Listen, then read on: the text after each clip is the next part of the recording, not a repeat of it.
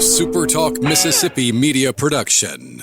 Need fast, reliable car care in Greenwood? Visit Pennzoil Lube and Go on Highway 82 West behind Allstate Insurance. Get a quality oil change plus free mount and balance with the purchase of 4 tires. Family owned and operated. We handle brakes, AC service, and more. Pennzoil Lube and Go, where we go the extra mile.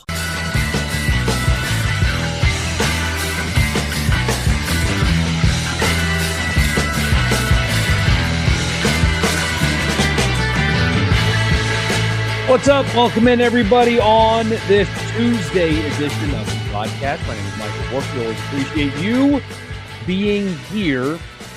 And we've got a poll to talk about. Now, it's not the big one. It's not the important one. It's not the AP poll that everybody gets mad about until the season begins, or until the college football playoff season begins, I should say. But the coaches poll came out. And should we read too much into preseason polls? Probably not, but there is something I think to take away from what the coaches, maybe their SIDs, decided to do with their preseason poll. Ole Miss going to start the season as a top 10 team. We will talk about that on this edition of the show. I'm so glad that you are here. Don't forget, wherever you get your podcast, just search Rebel Report and subscribe.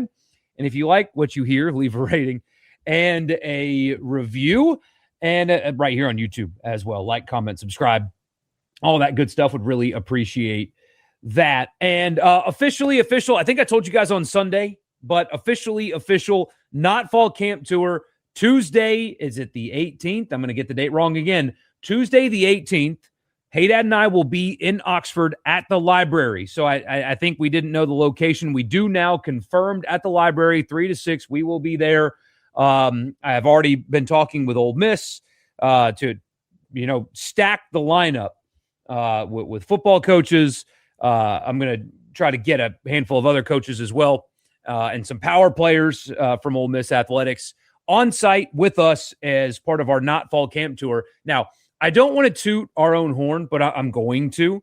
Hey Dad and I have been on this pushing this agenda for a few years now because they call it fall camp. Some people in college football call it fall camp, and it is not fall. Did you guys go outside today? There's nothing fall about outside right now. It's not fall camp. It's training camp. And we've been on this for years.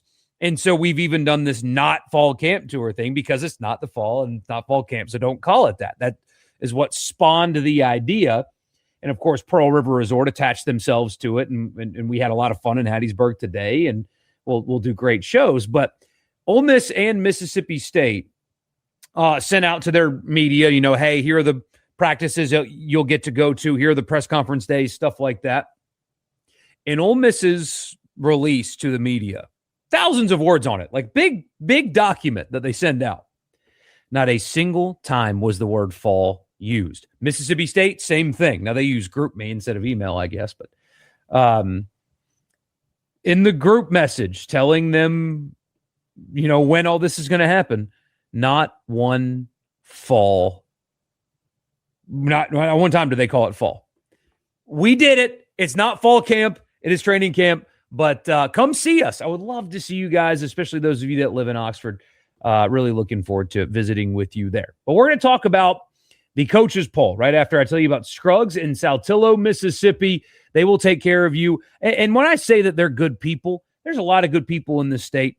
But when you go to Scruggs, you feel like you're talking to you. I mean, they are so relatable because they are you. They, when you talk to them, they talk about their hunting land. They talk about their yards. These are people that don't just work at a store, but they live the same experience that you do. And so they know exactly what you're looking for, and they offer it for you, and they will get it for you if they don't have it. Seriously, they will do things on demand. I don't think there's a chance that they won't at this point with how stacked that store is. But they've got you covered. Anything, home furnishings, appliances, home improvement, they've got you. Clothes, boots, and more, they've got you. Anything animal feed for your farm or anything for your lawn or taking care of your plants or your grass, they've got all that too. Hunting property stuff, they've got that too. And most importantly, they've got America's Tractor, your John Deere, 0% financing on zero-turn mowers, 0% on commercial mowers, 0% for the compact tractors. 0% for their 5 series tractors. They've got you covered at Scruggs, and even 1.9% for a Gator. Go by and tell them that it was me that sent you there. They're in Saltillo, just outside of Tupelo. And again, tell them it was me that sent you there. Scruggs will take care of you. Okay, the coaches poll came out today. I don't know when the AP poll comes out. Maybe it's this week. I don't know. But I do know the coaches poll came out. And I'll quickly run through it, and then we'll stop at certain points and, of course, talk about Ole Miss's inclusion in the top 10. Ohio State 1, Oregon 2, Georgia 3, Texas 4, Notre Dame 5, Indiana 6. By the way, Indiana had the second most first-place votes in this poll. The second most, and they finished 6th. Ohio State, of course, had the most first-place votes. They're number 1. Can't talk. Been a long day. That's crazy to me. That tells me that the coaches or the SIDs that fill out this poll for them don't universally respect Indiana, which is fascinating because what else does Kirk Cignetti have to do to prove that you should respect the hell out of what he's done at Indiana? The second most first place votes, but finishes 6th. That means a lot of people that voted in this are low on Indiana. Miami at 7. I think that's low. I'm really high on Miami. Texas A&M at 8, Oklahoma 9, Ole Miss 10. So Ole Miss is the 5th team from the SEC to appear in the top 10 in this poll. That is crazy. Alabama 11, too high. Texas Tech 12, LSU 13. You can keep talking about how there's no pressure and expectations in year one all you want, but I'm sorry, there are. And if you lose that third game, all the people that are saying be patient will not feel patient anymore. USC 14, look out for USC in the Big Ten. I think they might be a sleeper. They're ranked 14th, but not a lot of people from the Big Ten are talking about USC. It's a lot of Ohio State, Oregon. What about Michigan? Maybe, Whittingham's going to have them ready in year one. There's not a lot about USC. Don't forget them out there on the West Coast. They're going to be good. BYU at 15, they're my pick to win the Big 12. Michigan at 16, Penn State 17, Tennessee 18. Don't know who's yet going to play quarterback, but they still slip into the top 20. Washington at 19, SMU at 20. That's a sneaker. Sleeper pick to win the ACC if you like value, if you're a betting man. Utah 21, Iowa 22, Clemson 23, Houston 24, and Missouri 25. So Ole Miss on their schedule has Georgia, Texas, Oklahoma, 3 teams in the top 10. When I keep telling you that the schedule gets more difficult this year as opposed to last year, I mean, there is proof right there. And oh, by the way, they have to play the number 25 team and they have to play the number 13 team as well. So you have 5 teams in the top 25, 4 teams in the top 13 on your schedule this year. It is more difficult. But let's talk about Ole Miss's inclusion at number 10. Because even though the schedule is a lot more difficult, and it's objectively significantly harder than what they had to navigate last year. As I tell you all the time, and I believe in this, there is no, copy and paste what I just said about LSU. There's no year one grace period. I'm sorry. There are some people, some texters into the radio show that disagree with me pretty strongly about that fact. I don't think there should be room for patience for Pete Golding in year one. This is a unique year one. He has taken over a team that he had to keep together. To his credit, he had to do the roster retention, and he did an exceptional job at it. That those guys with a lesser coach that didn't build relationships and wasn't Pete Golding would not have stayed. If Alex Golesh would have been the hire instead of Pete Golding, those guys are gone. So it's to his credit. But he's got this roster, the number 2 portal class, veteran quarterback, all the things. There are no excuses. You win, and you win big with this roster. There is no year one grace period. It's you win or you failed. That's it. I mean, there's no in between. It's the job that he took, and that's what this season is. Now, if they don't make the playoff, is he getting fired? Of course not. But if they don't win big, and there wasn't some massive, knock on wood, wasn't some massive, crazy influx of injuries, you win big or it's a failure with this roster. But more importantly, here again, you have seen a lot of respect given to the aforementioned Pete Golding and Ole Miss as a program with this selection in the top 10 in the coaches poll. It would have been very easy to leave Ole Miss out of the top 10, to leave them out of the top 15. It would have been easy to do, but it is clear that Pete Golding has a lot of respect within the coaching community and earned a lot of respect with how he handled the 3 playoff games and winning 2 of them and all the things that you guys know already about that. This is a clear example that more respect was given. And it's fascinating to me, to be honest with you.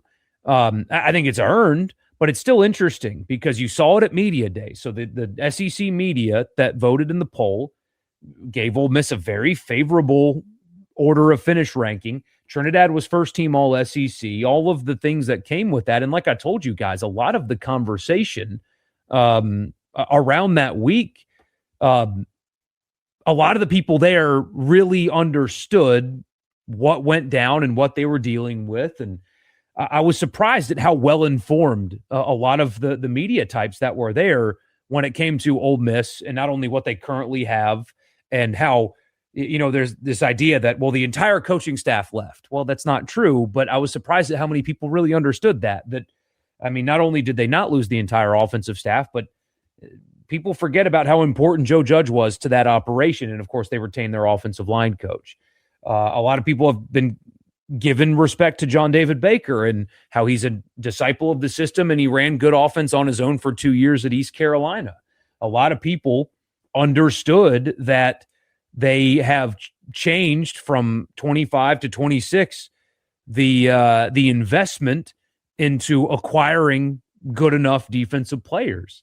And so I was pleasantly surprised at how well-versed a lot of people there were on Ole Miss. And here you are again with that same respect given by the coaches. Certainly interesting. But this is such a great opportunity this season, and we'll talk about this more as it gets closer, I'm sure.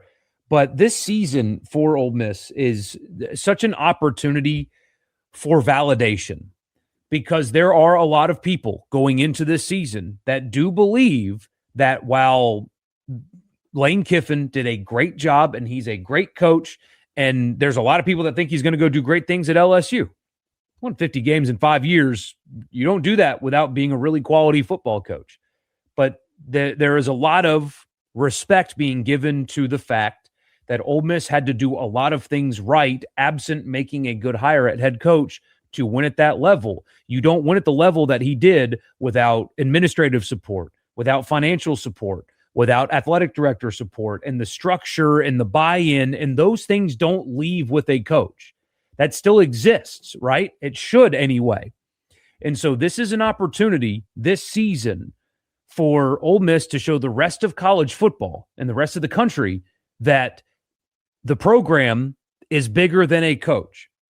Now, you've heard me talk before, and I believe this firmly. Every program is a good coach away. Not every. Most every program in the SEC is one good coach away from competing for playoff spots every year and one bad hire away from being in the tank. Hello, Arkansas.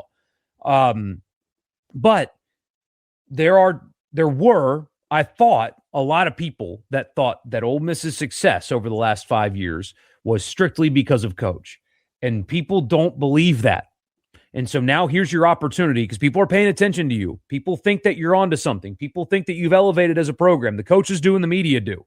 So now here's your opportunity, served to you on a silver platter, to show and to validate that feeling and to validate the respect that's been given to you this offseason, to affirm that your program can sustain success beyond a successful coach, that you can be more than just one person, that you can build rosters that are competitive nationally even after somebody leaves your program.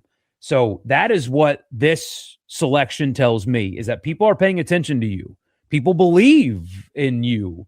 Now it's time to go prove them right. And here's an opportunity for Ole Miss to go prove them right in 2026. It's a belief that I've had for a while. I've thought that, this program can elevate itself, that it's got all the the bones to become a quality year in, year out program, and you didn't have the right things. You didn't have the right university leadership. You clearly, for a time, didn't have the right athletic director. You didn't have the right kind of organization and fan support, and it never all fit at the same time. Top to bottom, it fits, and it's working together. It's time to show everybody that the respect that you've been given is earned. Really, really good stuff and a really fascinating offseason.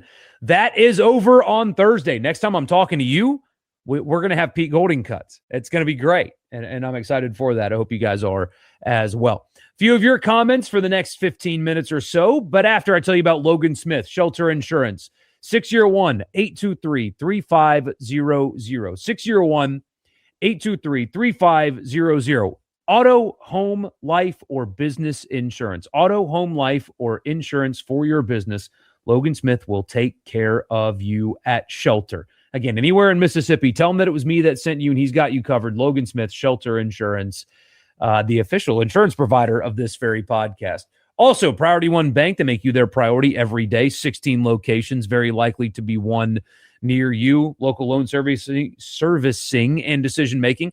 A great online banking platform and more. Bank with me at Priority One Bank. And finally, Advantage Business Systems, absms.com for all of your Mississippi office technology needs. Also, we are approaching football season.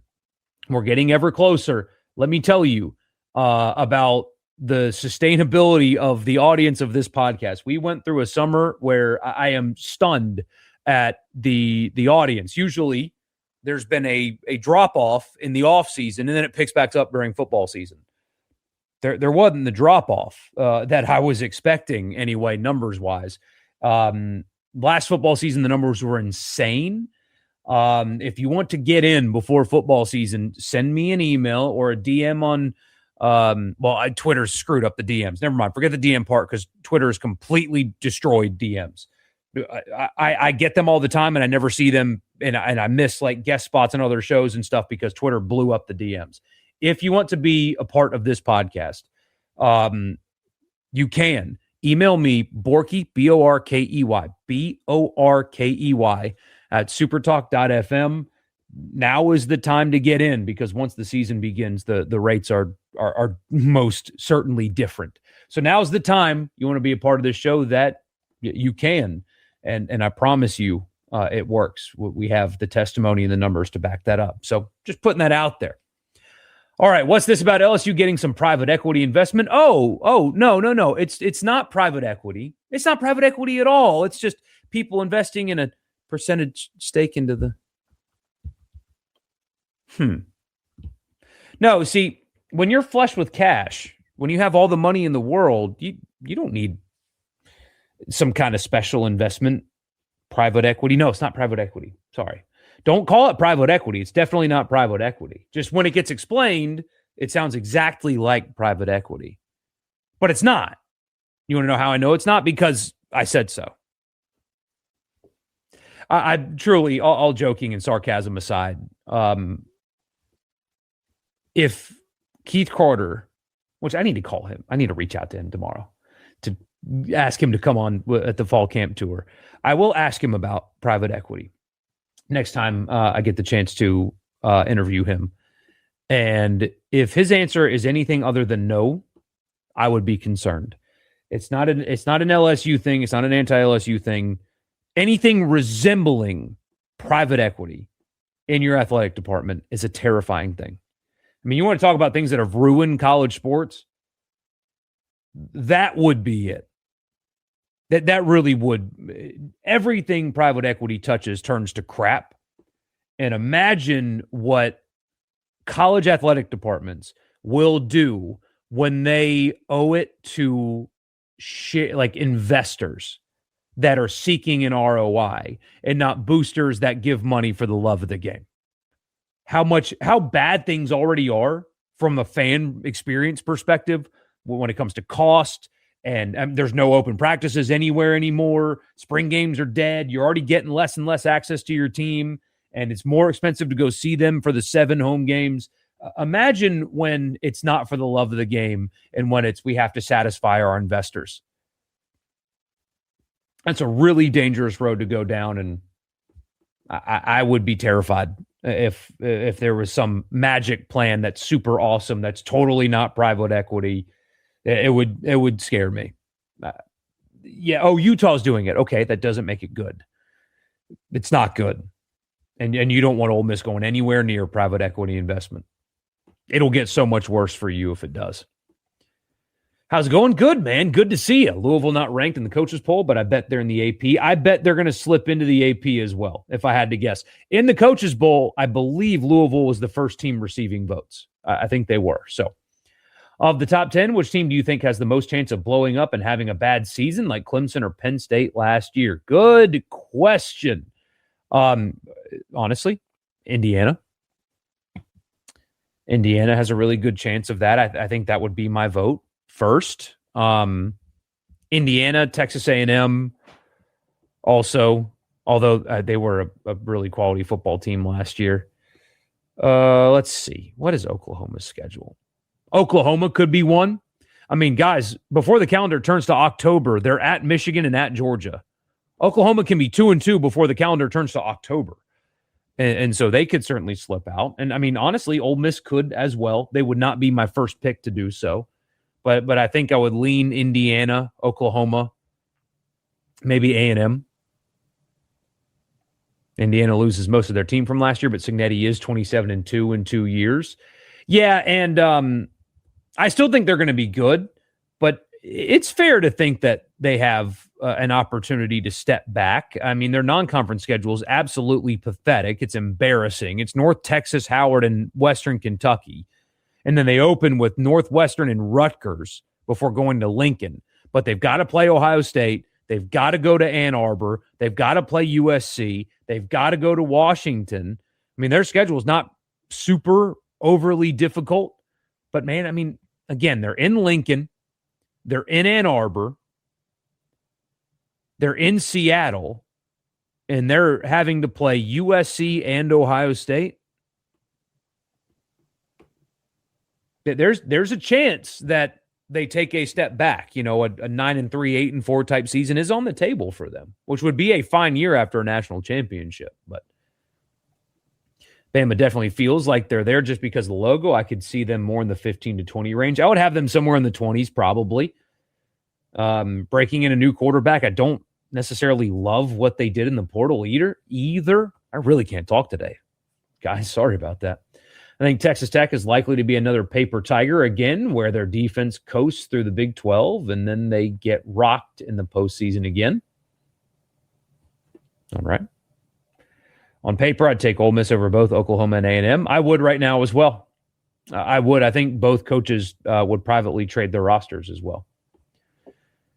National media who votes on this overall, I would bet is lower on Ole Miss, and we'll have them behind Bama and mainly LSU. Would not be surprised if Ole Miss in the AP poll ends up behind LSU. That would not surprise me. Although, again, though, at media days, Ole Miss got a lot of the benefit of the doubt. So I think A&M is definitely too high. Personally believe Ole Miss is better than Oklahoma, too. I agree there. But can't blame them for putting Oklahoma ahead, but not A&M. Oklahoma is going to be really good up front on both sides of the ball.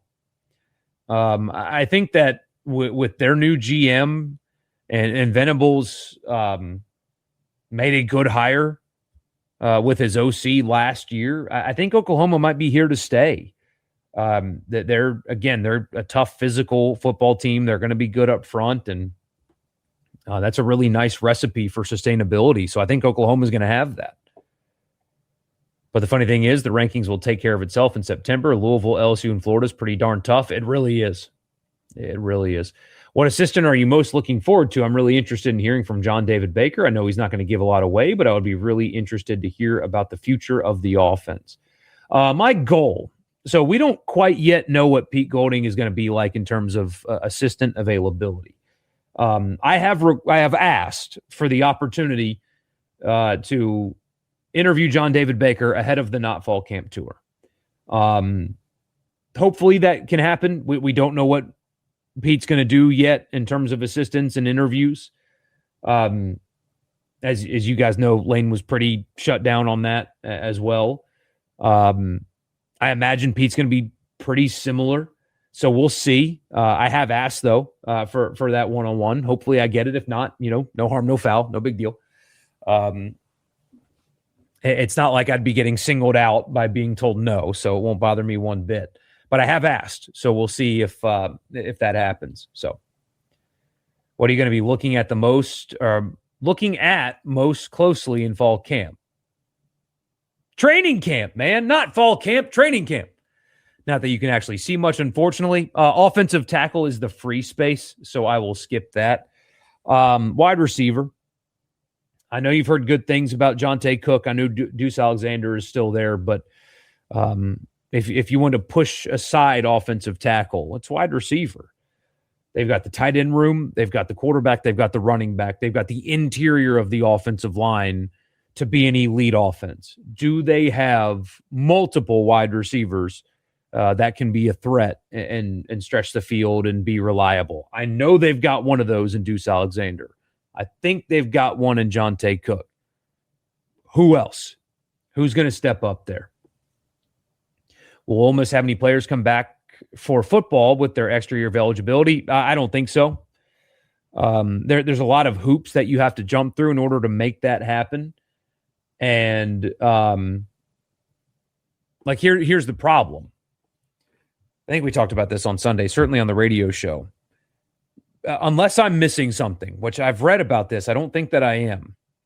The judge's ruling did not change rev share cap to accommodate these players, didn't change portal rules to accommodate these players, and did not say the NCAA's rules are unenforceable to accommodate these players. So when you look at a guy like Arian Carter, the Tennessee linebacker that got suspended for 2 games for getting a flight played, I keep screwing that one up, getting a flight paid for as part of the pre-draft process that he ultimately stopped. He chose not to enter the draft, but he was going through the pre-draft process and got a flight paid for by an agent, which I know it sounds absurd because you have college players with NIL deals with private jet companies that fly them places, but he got suspended and Tennessee can't do anything about it. Like, the NCAA can defend their professional rules.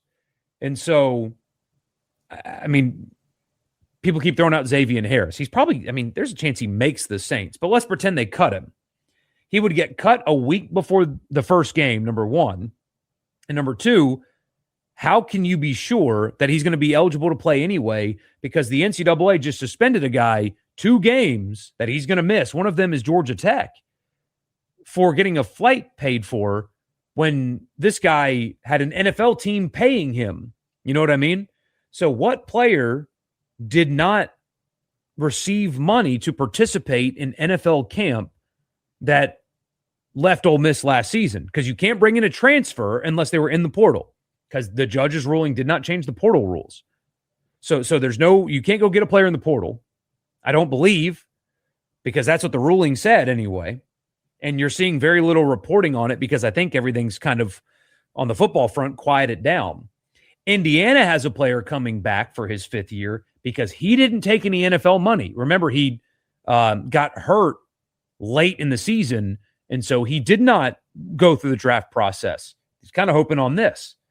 And so he's going to come back to Indiana because he didn't accept pro money.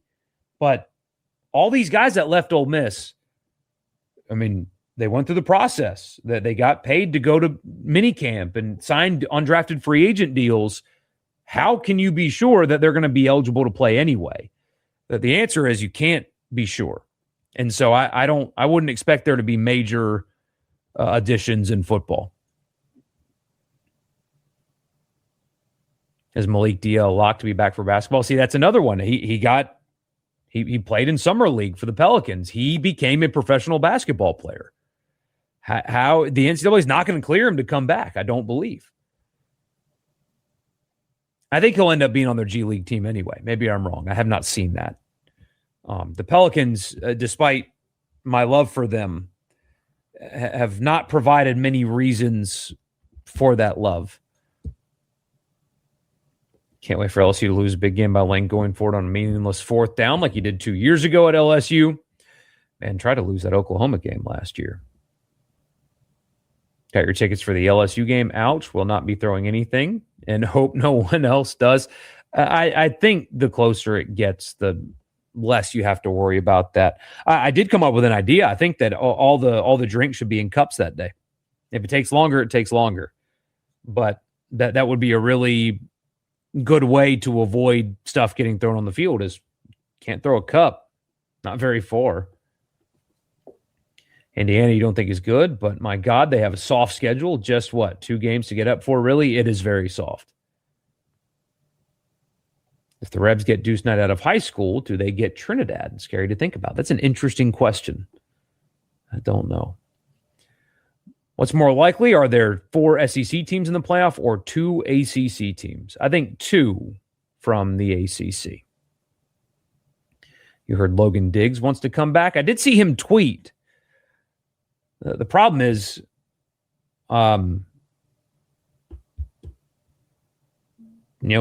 where does he fit? I mean, they've got a pretty stacked running back room. Is he going to play? I don't know. I do not know.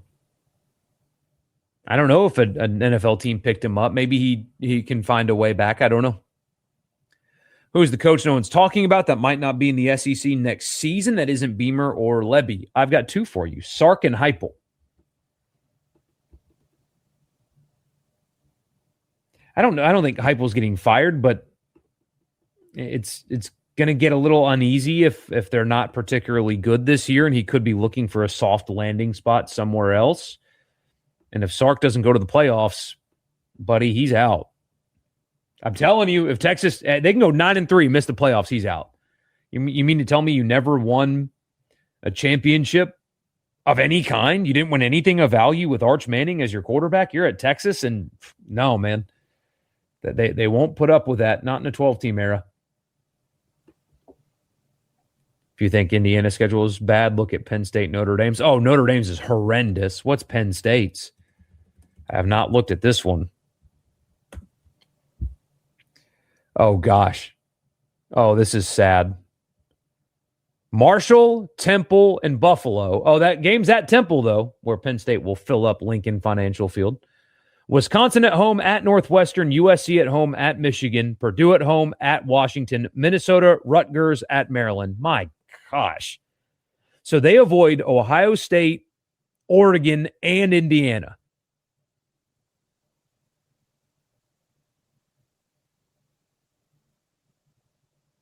Matt Campbell's about to have his best season ever. Agree with Heupel. It's weird there. It is weird there. It is weird there.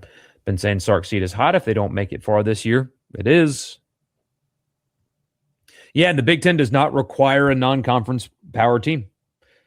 That's why I kept ranting so much about the SEC and the schedule mishap that they made. They've made their schedules more difficult, and they're not going to get rewarded for it. Greg Sankey said as much behind the podium at SEC Media Days that they did not have satisfactory conversations with members of the committee. It's not a good sign. That is not a good sign. We'll see you on Thursday night. We'll have Pete Golding cuts on Thursday. There's going to be a lot of them. That'll be a long show. That will be a long show because there will be a lot. He's a really in-depth talker. So looking forward to that. Can't wait for that, to be honest with you. It's going to be so much fun talking about training camp and coach quotes and stuff. I'll see you Thursday. You guys have a good night. Talk to you then. A SuperTalk Mississippi media production.